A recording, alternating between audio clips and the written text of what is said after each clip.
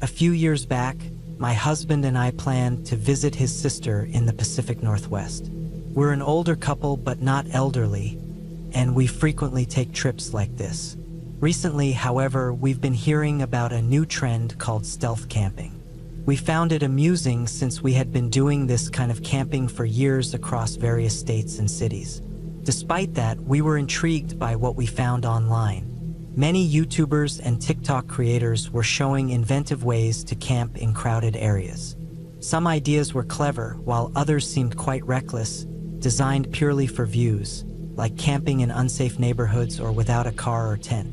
Regardless, we were inspired and began integrating these ideas into our cross-country trips.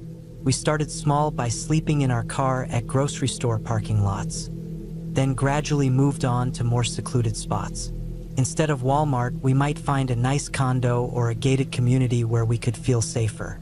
We would follow someone in, park in an unreserved spot, and spend the night without drawing attention. By morning, we'd roll out like we belonged there.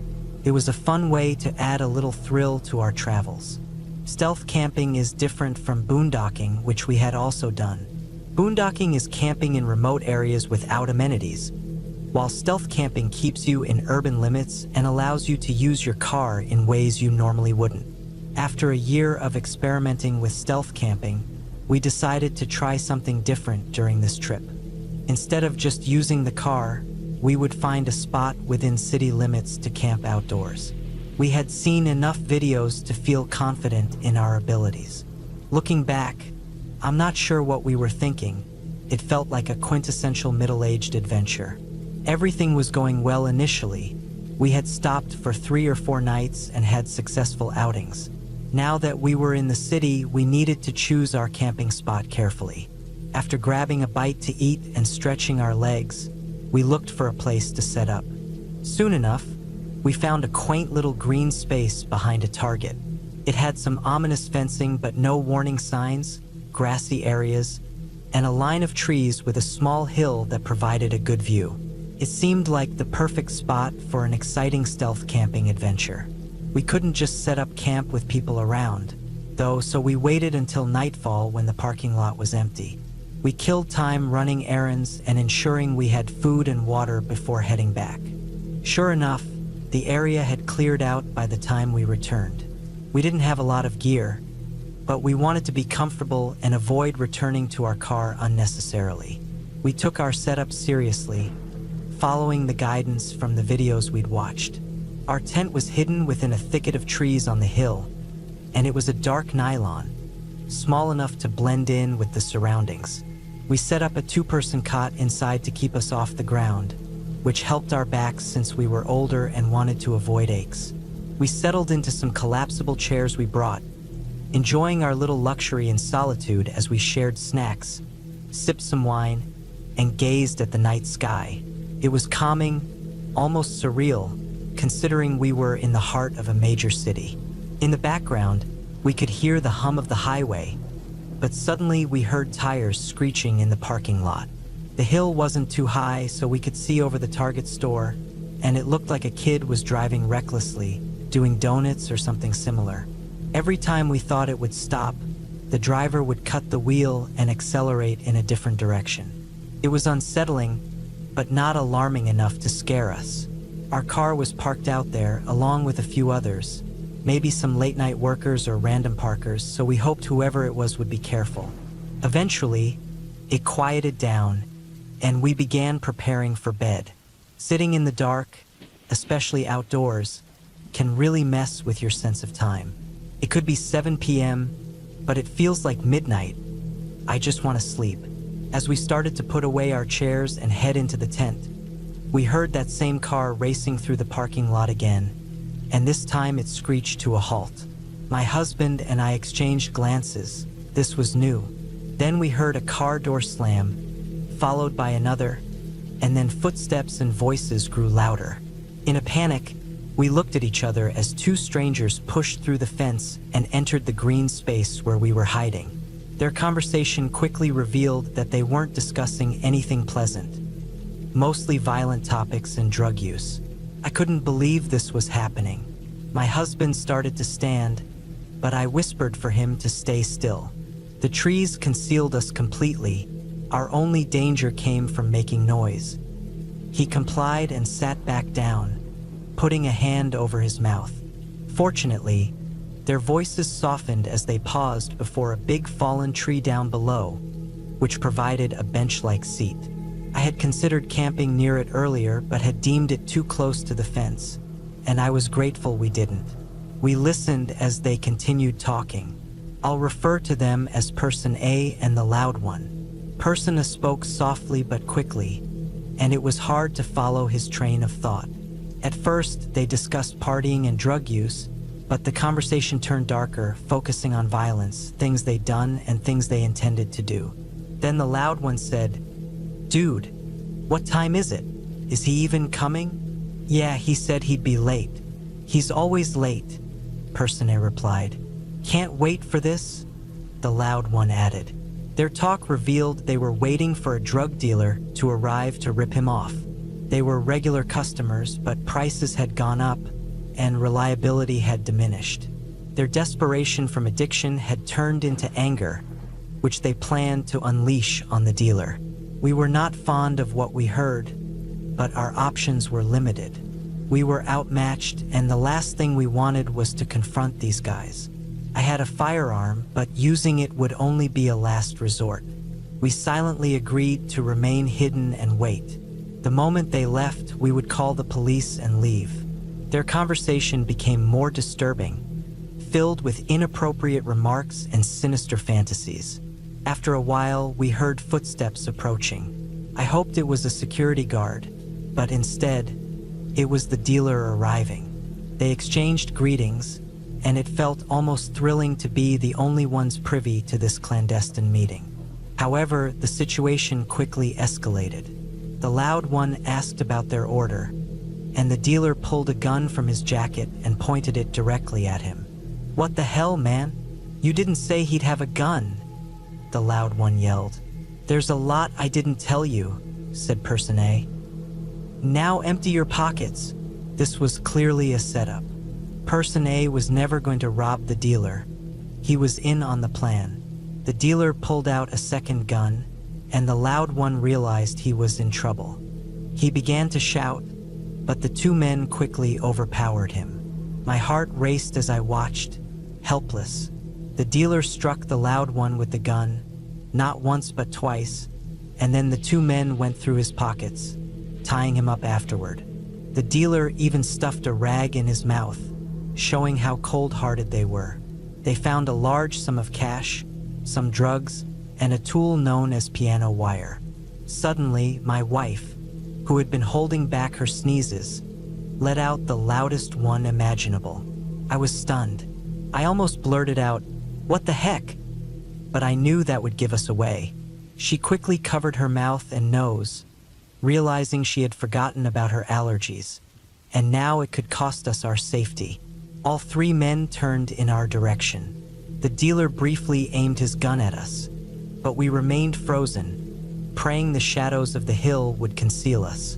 Thankfully, the dealer and Person A retreated to the parking lot, shouting threats and making comments about the loud one, who remained tied up and helpless.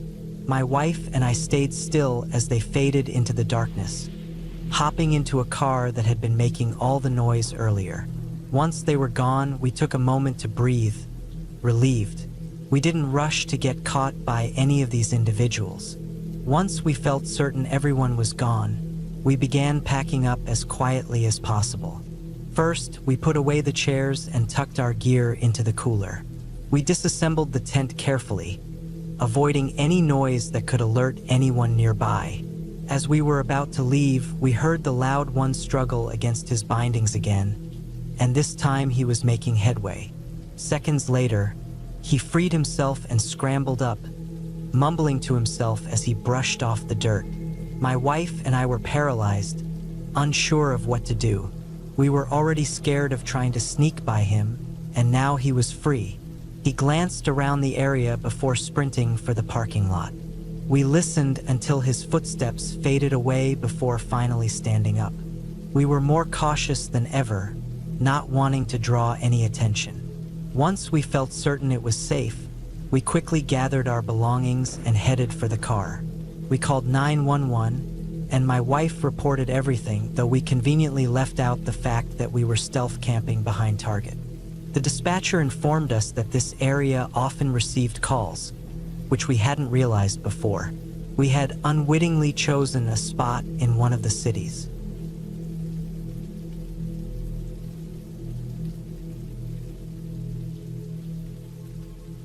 It was literally my first night ever stealth camping alone. I was 19 years old and had just left my home in central Illinois with the aim of cycling clockwise around Lake Michigan.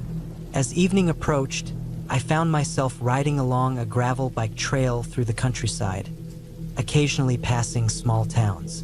I began searching for a place to set up my tent, unsure of what that would really look like. Since I was on a bike, my gear was pretty light, just enough to get me between towns. I had a tiny solo tent, a tarp, some food and water for the night and morning, a flashlight, and a few other essentials.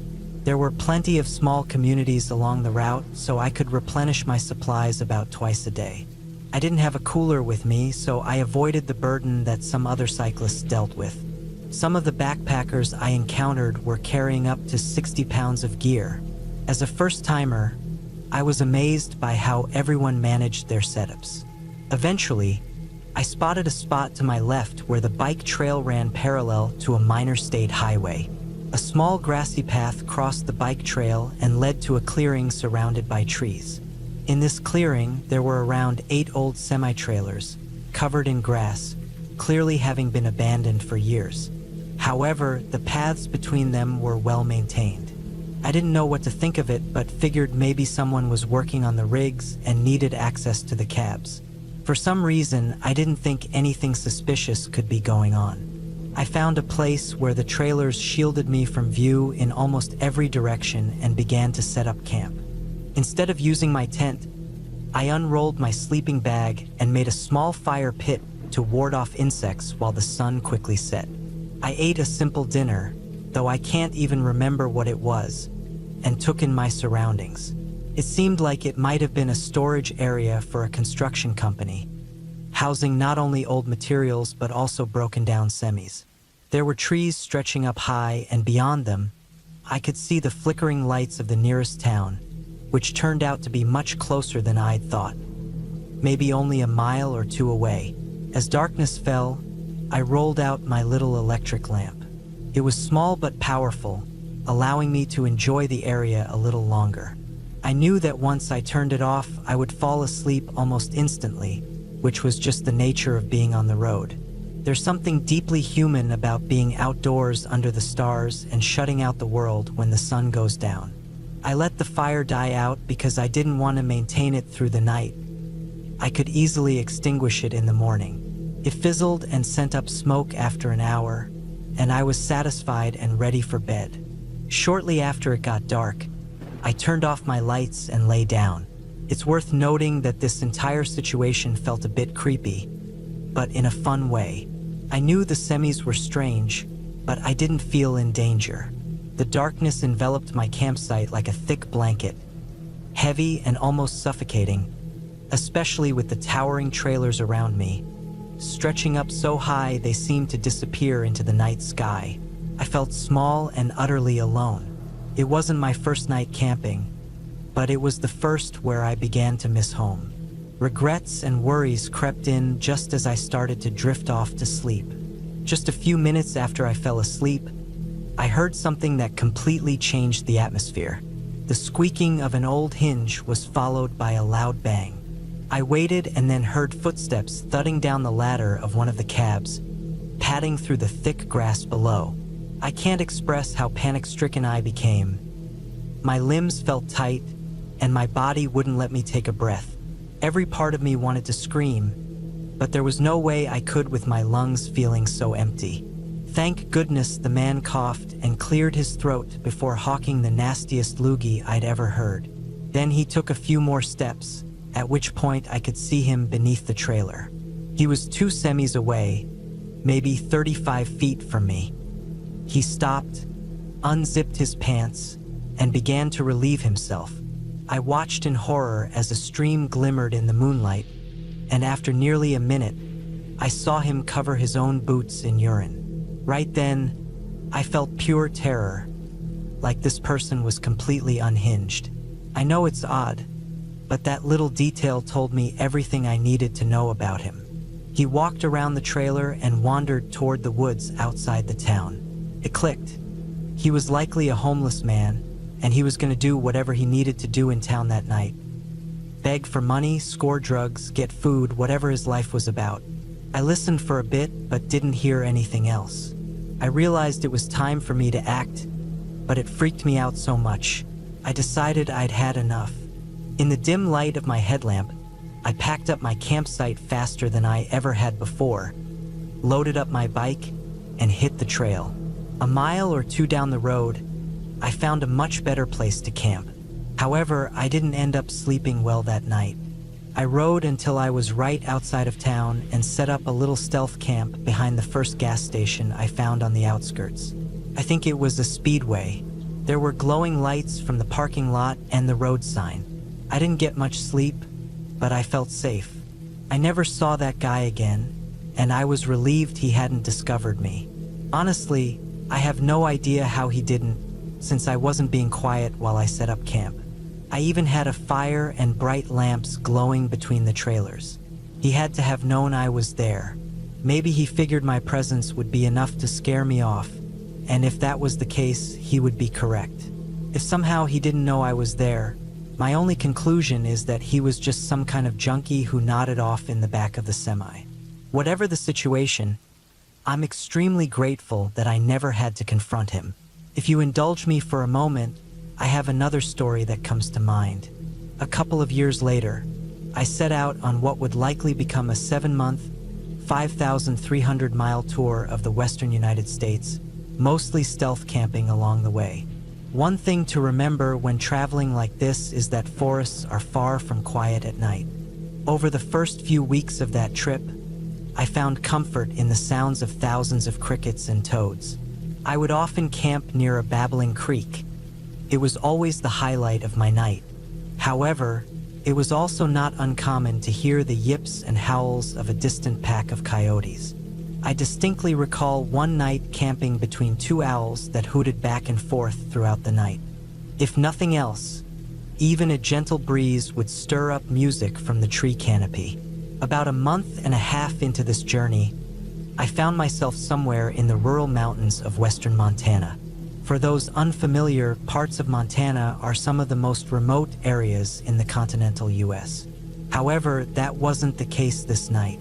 I was hidden among some trees just outside of town, and after turning off my light and lying down, I had a disturbing realization.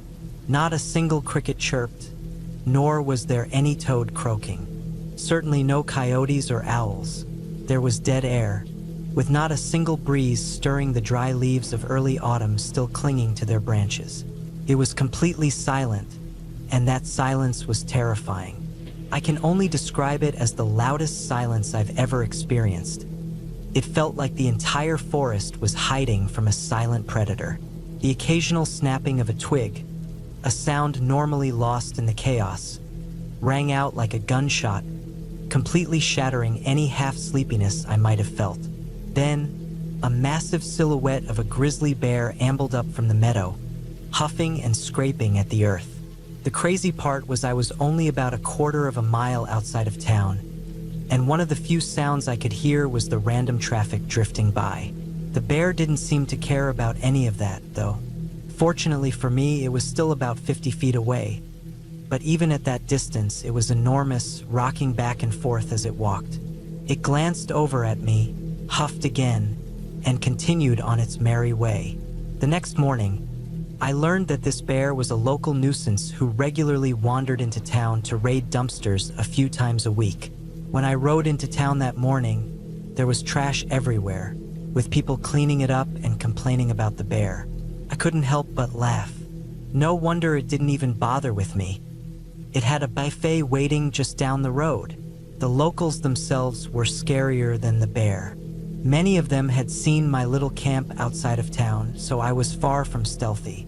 They generally gave me the cold shoulder and did their best to send me off to the next town. Throughout the rest of that trip, I camped in sub-freezing temperatures, making stealth camping in or near towns an absolute necessity. If something went wrong, I'd be too far from help and wouldn't be able to navigate those distances in below freezing temperatures. The climate and creepy encounters weren't my only troubles, though. One night, I had a loud bunkmate above me who talked in his sleep. A guy in the bed next to me snored loudly.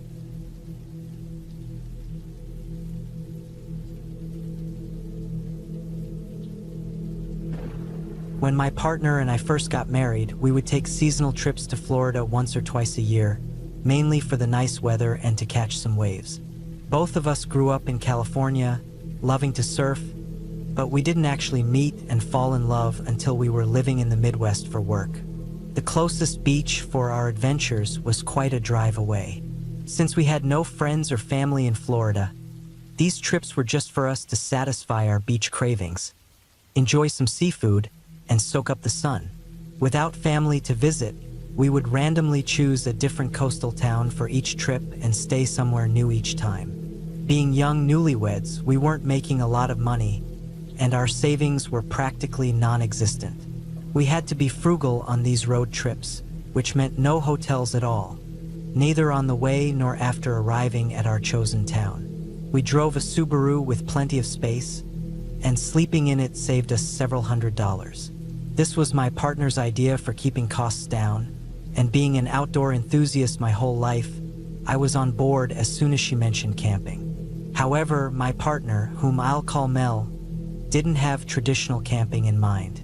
This was in the early 2000s, so stealth camping wasn't as popular as it is now. Mel had learned about stealth camping from a coworker who was a long-distance cyclist. The coworker explained that during their long journeys, sometimes the only safe places to rest were in parking lots or green spaces between businesses. Cyclists would carry minimal supplies, just enough to sustain them and supplement their needs with items they could find along the way. They would have lightweight sleeping gear like a tent or tarp, along with essentials like sunshades and can openers for convenience. So we decided to incorporate this into our Florida trips. We packed our Subaru with all sorts of random items that I imagine scouts might carry. Toothpicks, lighters, rope, sandwich bags, and batteries, those little things you don't think about until you need them. Everything was organized neatly in a storage area with our bedding, turning our car into a cozy travel sleeping spot. Mel even hung up some curtains around the back for privacy.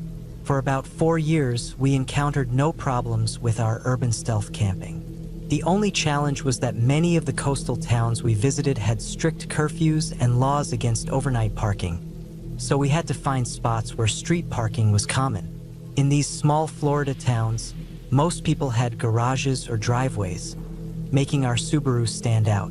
Yet, we always managed to find a little neighborhood or area where street parking was allowed.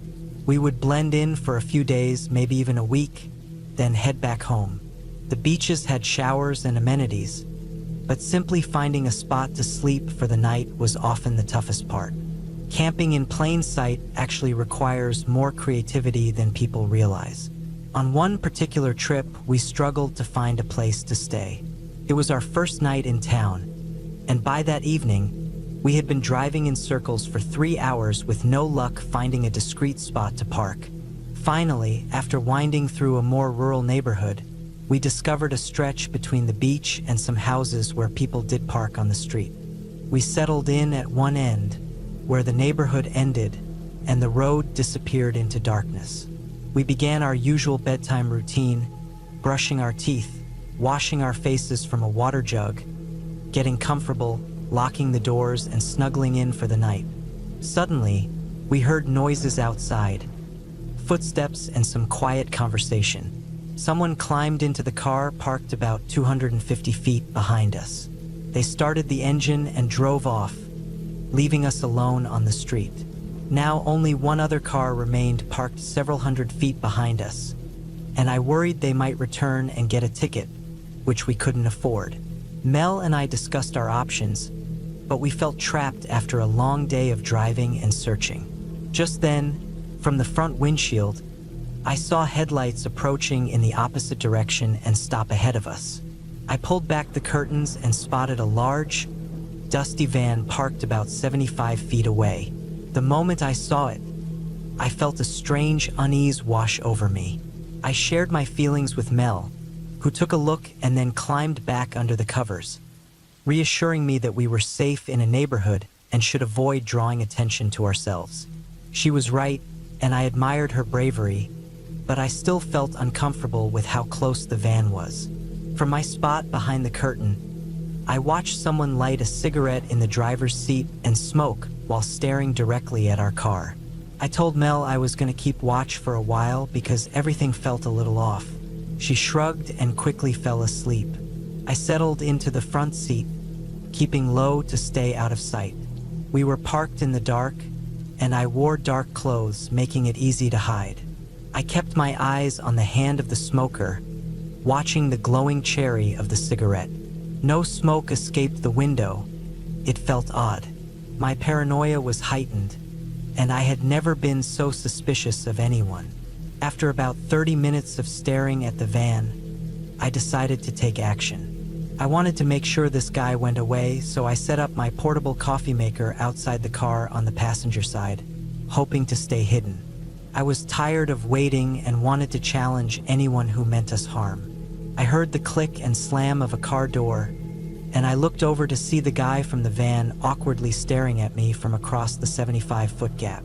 He walked toward me, one hand in his pocket. He didn't seem threatening, more like someone running an errand. I took a deep breath as he approached, reminding myself everything was okay. I had a 14-inch Bowie knife resting on the ground next to me, something we always traveled with. I planned to use it to scare him off or, if things got dire, to defend myself. When he got within 25 feet, he stood there, acting strange and awkward. Eventually, he broke the silence, greeting me and asking how I was doing. We exchanged brief small talk, then he asked for matches. The only matches we had were in the car, but I handed him a lighter I used for the coffee maker. He was surprised by my generosity and kept thanking me.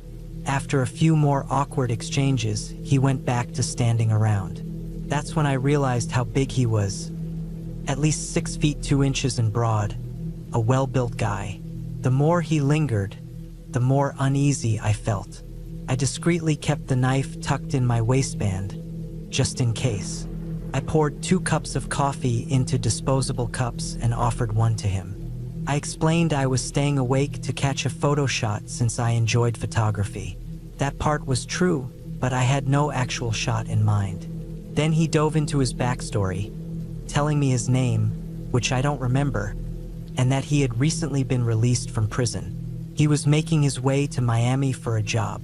I nodded along, pretending to be interested, but inside I was panicking. While trying to look calm, I kept my hand near the knife and scanned his body language for any sign of aggression, which never came, but I remained on high alert.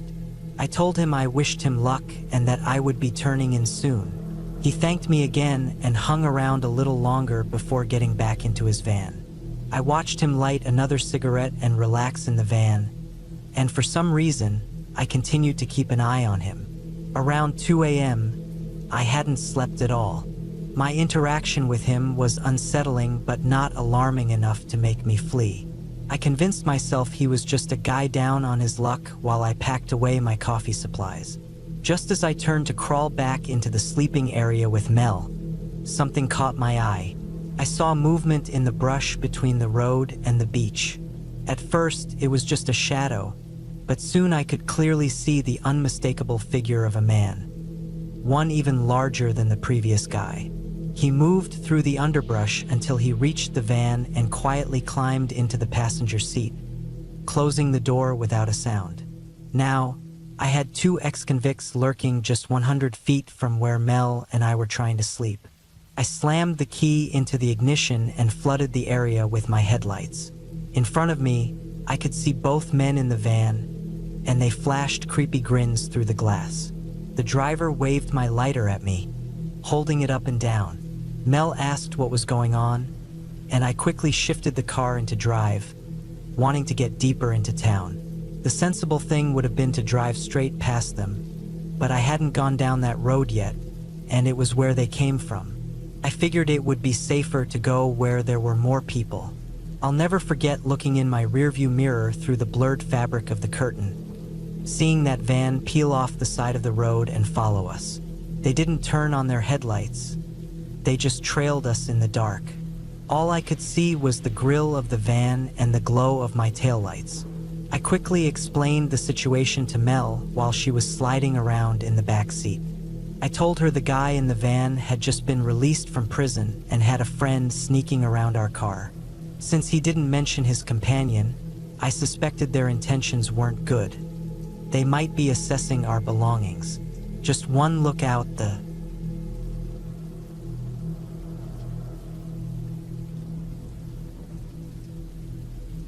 Personally, I've only ever gone stealth camping once, and it happened during a 2-day drive between my college and my hometown. The journey took about 20 hours, and the town that was right in the middle of that trip was called Cedar Springs, Colorado.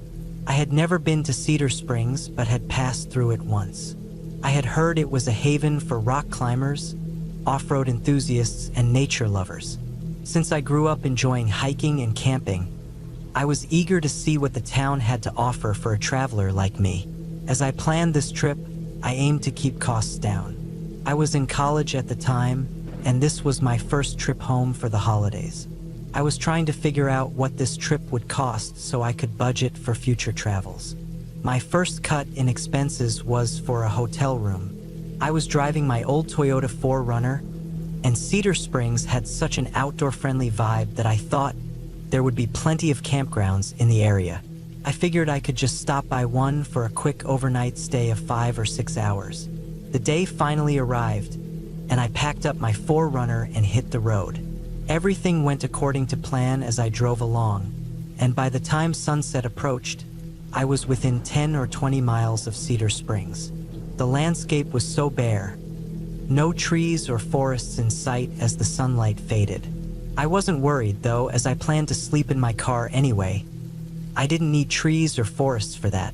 However, by the time I reached Cedar Springs, it was completely dark, and I had no clue where to find a camping spot. This was long before smartphones, so all I had were Google Map printouts to get a rough idea of where to go. I soon found a campground just outside of town, along the scenic stretch of the Arkansas River. If I recall correctly, it was called Riverbend Campground, located about 2 miles east of the city limits. Although I had searched for campgrounds, I failed to realize they were all paid and highly sought after. I couldn't just roll in and set up camp. As soon as I arrived, several campers approached me with flashlights, asking to see my permit or any paperwork showing I had paid. It was likely to keep out anyone unauthorized. After this happened a couple of times, I felt too anxious to stay. I didn't want to disrupt the peaceful night for everyone else. After being run out of those campgrounds, I drove back into Cedar Springs and decided to sleep in a parking lot, like a Walmart or a Denny's, where I could find a 24-hour restroom. I didn't need luxury, just the basics to get me through the night. I had initially planned to sleep somewhere remote, but my experience so far made me hesitant about going off-road. Who knew what I might encounter out there? Unfortunately, things didn't go well in town either. The place was filled with unsavory characters. Every parking lot I checked had at least one shady-looking person, if not more, wandering around. Feeling completely defeated, I decided to find a remote spot. I got my 4Runner back on the highway and drove about 3 miles south of town, then turned onto the first dirt road I saw. There was a small cattle guard between some barbed wire fences, but aside from that, it was wide open. There were some bluffs nearby, so I parked along a little ridge that partially shielded my vehicle. Still cautious about my surroundings, I draped one of my blankets across the windshield and front windows to keep prying eyes away. I then curled up in my seat, with my legs stretched across the console, my back against the door, and my feet in the passenger seat. It wasn't the most comfortable position, but I had a lot of stuff packed in the back. Plus, I wanted to be ready if anything went wrong. I reached my spot just around 9 p.m., much later than I had planned. My new goal was to grab some quick sleep and wake up by 4 a.m. to prepare myself, fill up on gas, and be back on the highway by sunrise around 5 a.m. It was bare minimum, but that was all I needed for survival. Something woke me just before my planned alarm time. I opened my eyes to see a large dirt hauler, some kind of tractor truck, idling nearby. As I peeked through the blanket curtain I had set up, I could see a man looking down at me from the cab. Not long after, the truck drove off into the desert around one of the bluffs and vanished. I didn't think much of it and tried to go back to sleep, assuming it was just a work truck on its route. About 30 minutes later, though, I heard banging on the passenger side window. I opened my eyes and checked my watch, realizing it was almost time for my alarm. I figured the police or maybe the Forest Service were here to check on me, given the timing with the truck that just left. I yanked the blanket down and found an old beater pickup truck outside, with a guy staring at me through the glass. Before I could wave, someone banged on the window right behind my head. They hit it so hard that it rattled my teeth. Slowly, I realized I was completely surrounded. I turned around and saw another guy who looked just like the first one. Plain t-shirt, jeans, and boots. They both shouted for me to get out of the vehicle. For some reason, I complied. I just wanted to explain that I was passing through and meant no harm. This turned out to be a big mistake. The moment I unlocked the doors, they yanked them open, pulled me out by my arms and shoulders, and threw me to the ground. One of them sat on me while the other rifled through my things, starting with my glove compartment. To say it was a thorough search would be an understatement. I watched as he turned my front seats upside down, dumped my glove box and console onto the dirt, and pocketed anything of value. Coins, electronics, you name it. I even saw him take my lighter just because it was shiny. I tried to explain that I was a college student from out of town and that I didn't mean any trouble. I was just lost and trying to get some sleep before hitting the road again. The guy holding me down mocked everything I said, repeating it back to me in a ridiculous voice and even slapping me a few times while laughing. He didn't care who I was or where I came from. After about 10 or 15 minutes of being pinned down, they suddenly took off. They warned me not to follow them or call the police, threatening that if I did anything foolish, they would come back and kill me. They made that very clear. At that point, I was already resolved.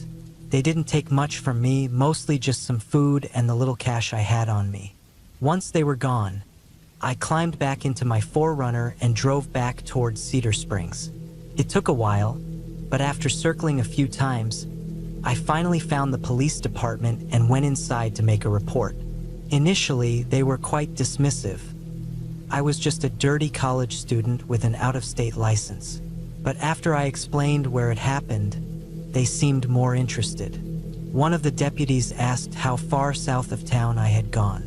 I did my best to describe where I had pulled off, and the deputy spoke with his superiors.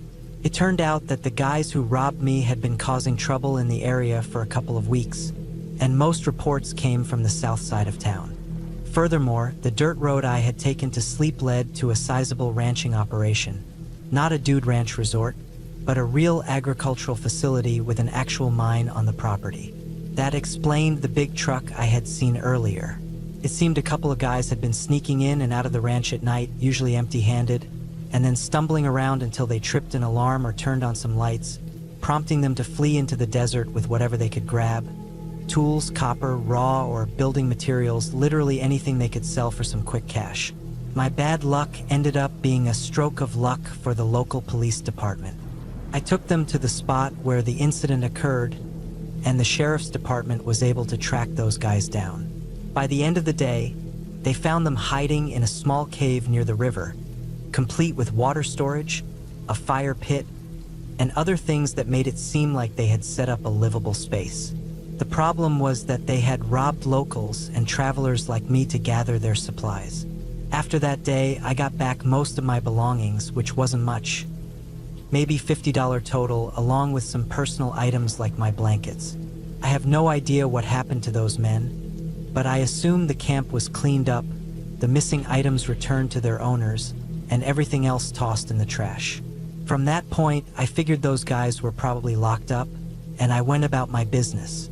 Like I mentioned at the beginning, this was my first and only experience with stealth camping, and I can confidently say I'll never do it again.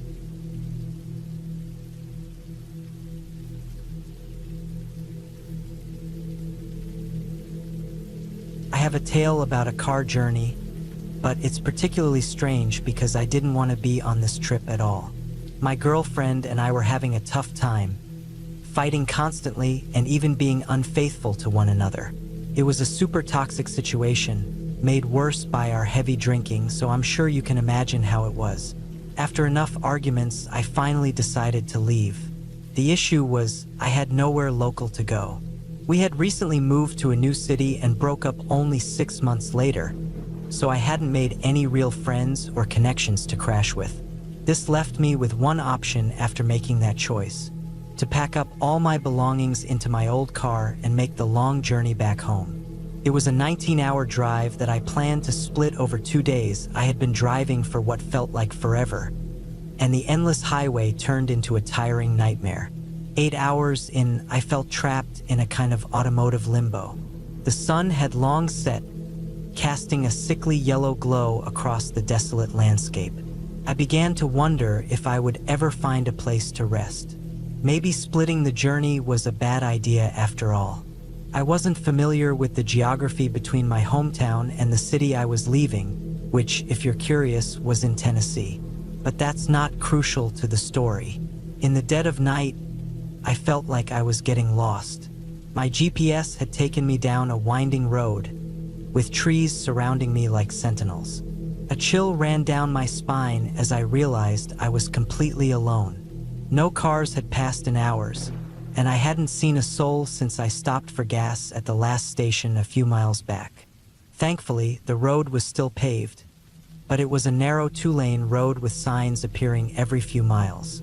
It felt far too rugged to be a main road, but at this point I was committed. For some reason, I still trusted the GPS flickering on my dashboard as I continued to drive. The silence began to weigh on me. I turned on the radio, but all I found was static.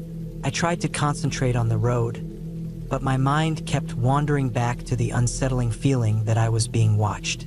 This was likely due to the fact that I had stopped using drugs.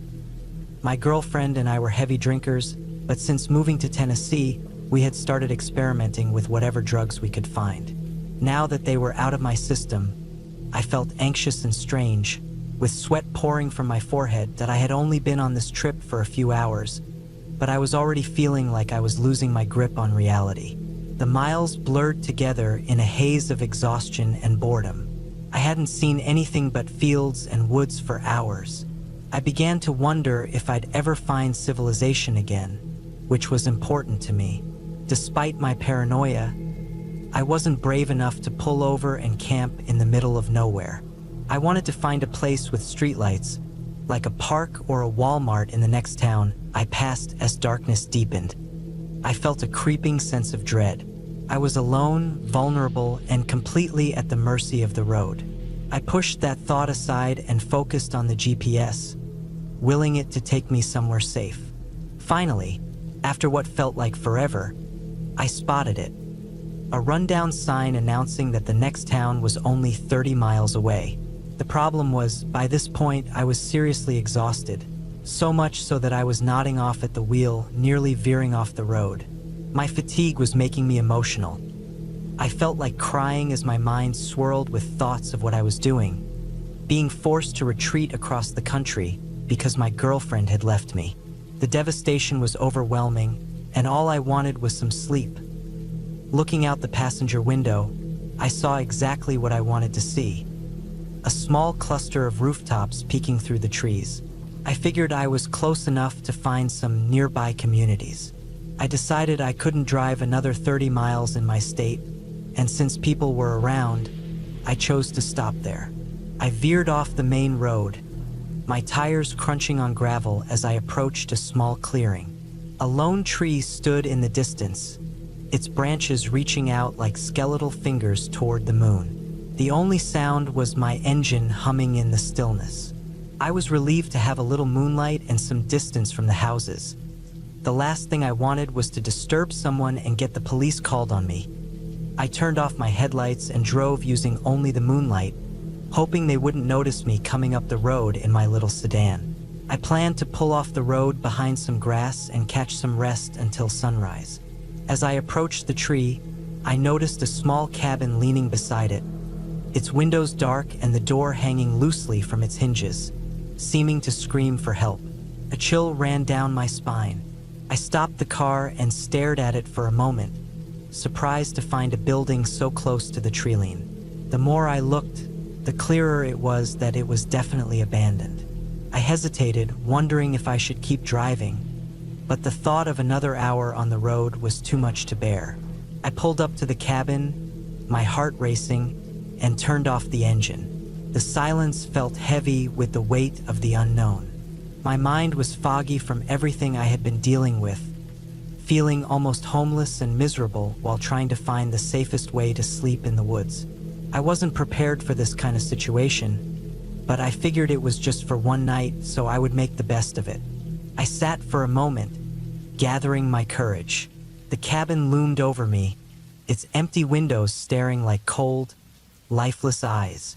I knew I had to get out to stretch my legs and clear my head, but as I opened the door and stepped into the darkness, I couldn't shake the feeling that I was walking into something sinister, likely due to the creepy cabin I'd chosen as my temporary home. Sure, any rational person would have slept in their car, but I'm a tall guy, about 6 feet 4 inches, and my car was stuffed with everything I owned from my move. There was no way I could spread out comfortably in there, so I had to sleep outside. Luckily, I had packed my little hammock, the kind you can set up almost anywhere. I secured it to a tree on a hill above the cabin to get a view of the area, then filled it with my bedding, battery pack, water bottle, and all the random things I might need during the night. I ate a couple of peanut butter and jelly sandwiches, which helped calm my nerves. I remember shaking as I climbed into that hammock. After licking my fingers clean, I mustered the courage to turn off my flashlight, embracing the darkness and enjoying the twinkling stars above as I settled in for the night, trying to shake off the feeling of unease. Then I began to hear strange noises. At first, I thought it was just the wind rustling through the trees, but then I heard it again. Sounds of raccoons chattering and scurrying through the underbrush. We had plenty of them back in my previous town. They'd come out at night, raiding trash cans and sometimes even sneaking into houses through doggy doors.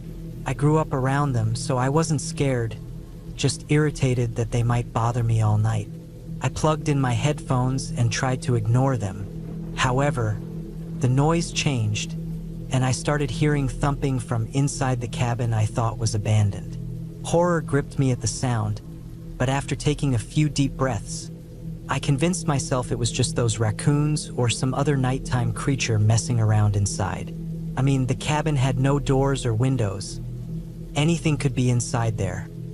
Again, I tried to dismiss it, telling myself my imagination was playing tricks on me. Then I saw her. An old woman with a face covered in wrinkles and eyes glowing with an eerie intensity. She limped to one of the vacant windows and stared through the empty frame. For a moment, I thought she was looking at me, but then I realized she was just gazing down at the ground. She doubled over and disappeared into the cabin for a moment. When she returned, she was dragging a heavy bag through the doorway and across the rickety wooden deck. The sound echoed through the clearing like a death knell. I was completely frozen, unable to move. I hung there in my hammock, peeking out like a child as I swayed between the trees, relieved I had hidden my car and partly concealed where I was sleeping. My cover kept me out of view as I watched. Completely transfixed, she scattered handfuls of dog food at a breakneck pace, and the raccoons flocked to her, their eyes gleaming in the dark like little droplets of water. For every raccoon I saw, there were dozens of eyes watching her from the shadows of the woods. I wanted to call out to warn her about the danger closing in on her, but my voice was stuck in my throat. Soon they were everywhere. To my horror, I looked at the trees where my hammock was tied. The raccoons were climbing down the trunks and over my straps in a full stampede. Some even paused to glance at me, curious about the strange decoration in the woods. They didn't linger long, though, just long enough to see that I had no food before returning to the bizarre gathering around the old woman. Her ritual was twisted, a bizarre midnight task.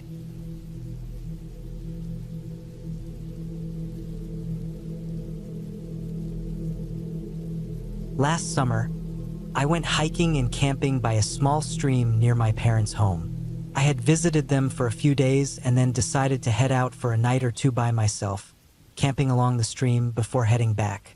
Since I don't live in a very outdoorsy area, I always try to spend time in nature whenever I visit my parents. After seeing them, I set out on my hike.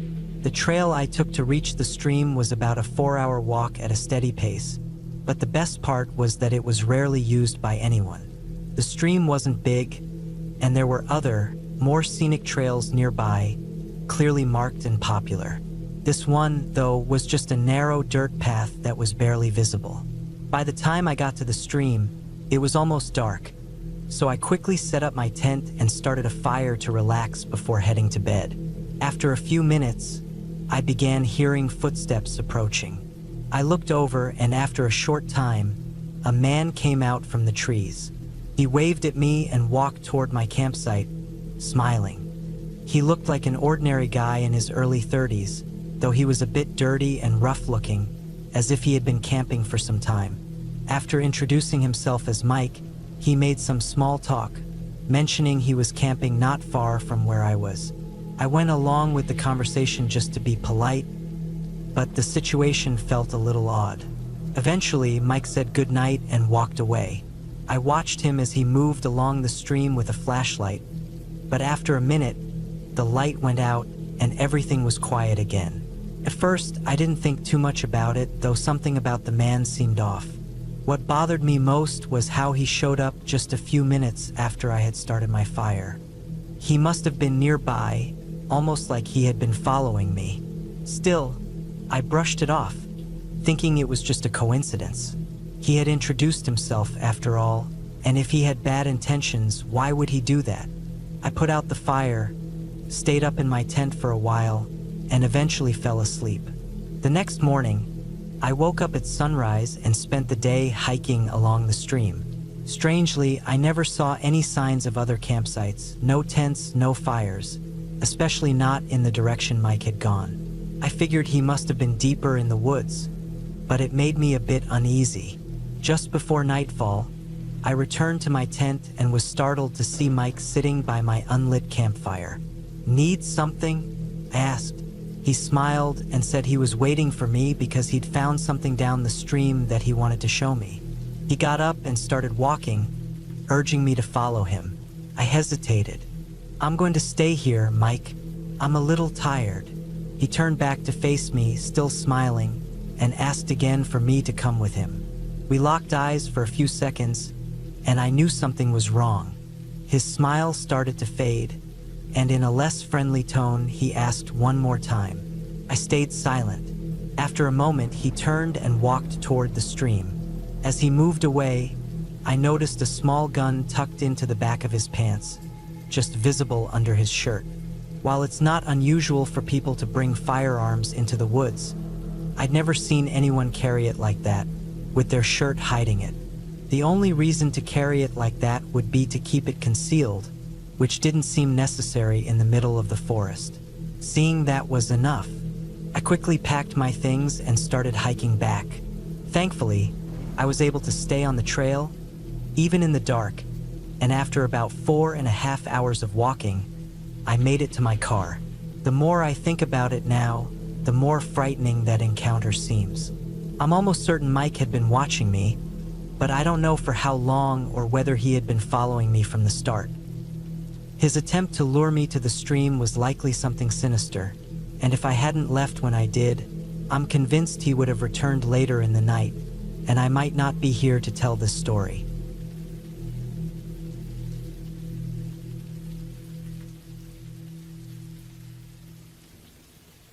Last year, I decided to go on a solo camping trip in the woods, about an hour from my place.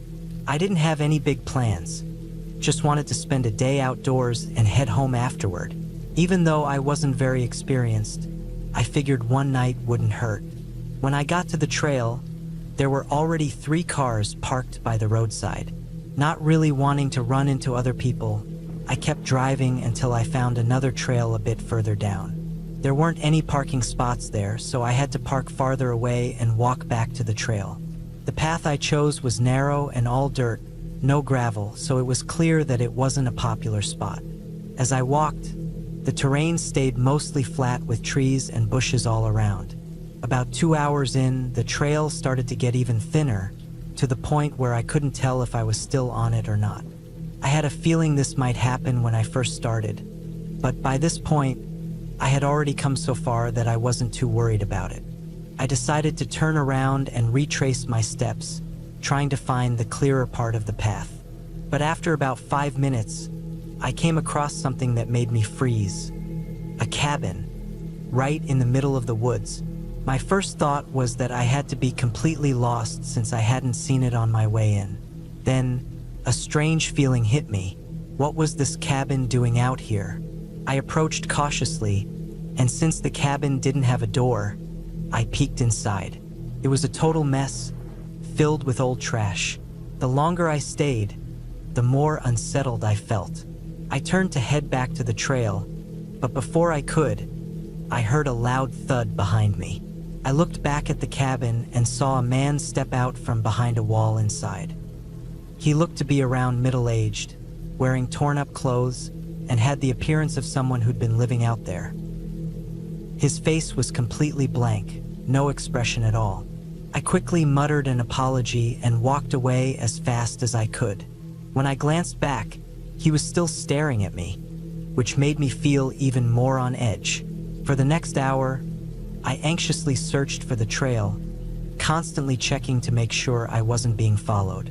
As the sun started to set, my worry grew. But just before it got completely dark, I found the main trail again. I considered heading straight back to my car, but I decided to stay the night to avoid getting lost again in the dark. I set up my tent, unpacked my stuff, and lay down inside. I had planned on making a fire and doing some other things, but after what had just happened, I wasn't in the mood for any of it. I just wanted to rest, so I closed my eyes and fell asleep. When I woke up, it was pitch black, and the only sounds were the creaks of the forest. I turned my head and saw something that made my blood run cold. At the entrance of my tent was the shadowed face of the same man, his head poking through the half-open flap. I jumped back, and the man immediately pulled away and took off. I heard his footsteps as he ran into the woods. My heart was pounding as I quickly packed up all my gear and cautiously followed the trail back to my car. I don't even want to think about what that man was planning to do while I was asleep, but the sight of his eyes in the dark still haunts me to this day. Needless to say, I've never gone back to that spot, and I rarely talk about what happened because I know it'll always stay with me.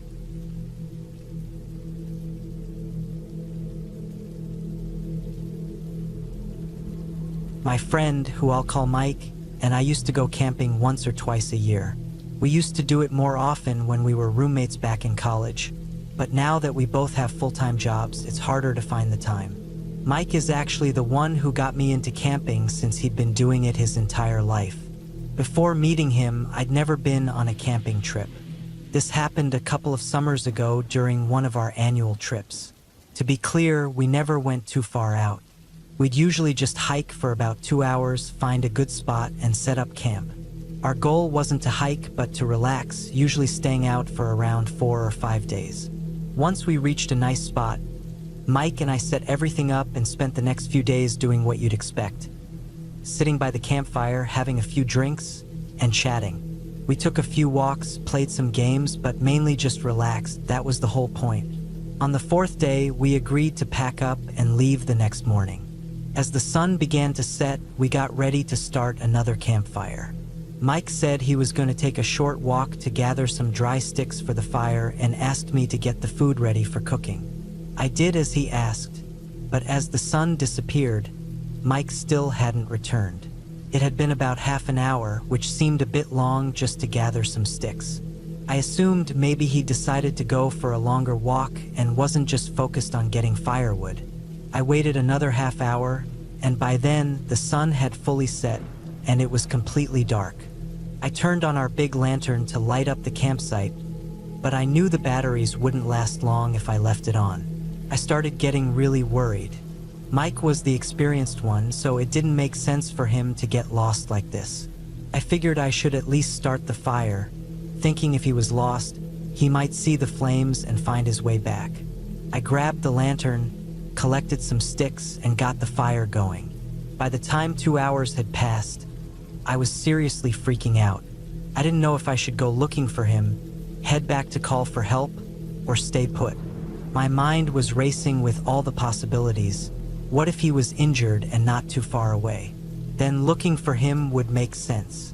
But if he was farther away, I could end up lost too and make things worse. About 2.5 hours after I'd last seen Mike, I heard a gunshot. It came from somewhere in the direction he had gone, and what scared me most was that neither of us had brought a gun. I jumped up and started pacing around the campsite, not knowing what to do. Eventually, I grabbed the lantern and headed out to try to find him. I hadn't been walking for long when I heard fast footsteps coming toward me. My hand was shaking as I held the lantern, and the light barely stretched beyond a few feet. Soon, I saw Mike running toward me, his eyes wide with fear. I had never seen him look so terrified. In a quiet, urgent voice, he told me we had to leave right away. We ran back to the camp, grabbed our backpacks, and left everything else behind. I asked him what had happened, but he wouldn't say anything until we were out of the woods. Once we were safe, he finally told me that he had encountered someone else during his walk. This person had approached him with a gun and forced him to follow them. Before they reached wherever the person was taking him, Mike managed to break free and run, which is when I found him. That's all he's ever told me about what happened. Every time I ask, he leaves out certain details, especially about the gunshot. I have a feeling Mike may have fought back, maybe even got hold of the gun, and did what he had to do to escape. That would explain why he looked so shaken and why the person didn't come after him. I'll probably never know the full story of what happened that night. Ever since then, Mike hasn't wanted to go camping, and honestly, neither have I. But I still wish I knew the truth about what went down in those woods.